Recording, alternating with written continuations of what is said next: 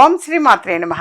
ఇప్పుడు తెలియజేసే అంశము 6 శుక్రవారాల పాటు గనక ఈ విధంగా ఆచరించారు అనంటే, ఇప్పుడు సంపాదించిన డబ్బు మాకు అసలు మిగలట్లేదు అని బాధపడేటువంటి వారికి ఖర్చు అనేటువంటిది బాగా తగ్గి డబ్బు సంపాదన మిగిలే అవకాశం ఎక్కువ ఉంటుంది.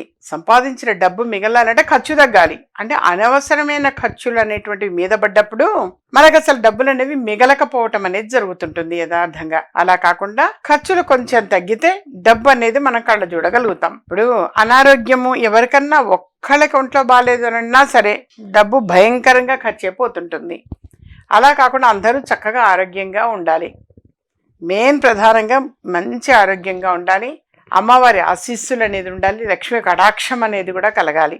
సో ఇందుకోసం మనం చేయాల్సింది ఫైనల్గా లక్ష్మీ కటాక్షం కోసం మనం చేయాల్సింది 6 శుక్రవారాల పాటు కొంచెం పాలు తీసుకొని ఆ పాలలో కాస్త పంచదార వేసి స్టవ్ మీద పెట్టి నెమ్మదిగా తిప్పుతూ ఉండండి. అది దగ్గర పడింది అని అంటే అది కలాకండలాగా అవుతుంది. వాస్తవంగా అదే కలాకండ.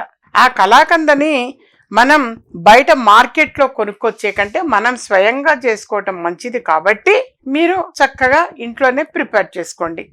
ఆ కలాకండని చక్కగా చిన్నపిల్లలు, పసిపిల్లలు, చిన్నపిల్లలు ఉంటే మీ దగ్గరలో ఇంటి దగ్గరలో చక్కగా ఆ కలాకండని నైవేద్యం అనేది పెట్టిన తర్వాత చిన్న పిల్లలకు తినిపించండి. ఎంతమంది అయినా సరే, ఒక 5-6 కావచ్చు, 2-3 కావచ్చు. మీ ఇంటి దగ్గరలో గనక చిన్న పిల్లలు ఉంటే ఆ చిన్న పిల్లలకు పెట్టండి.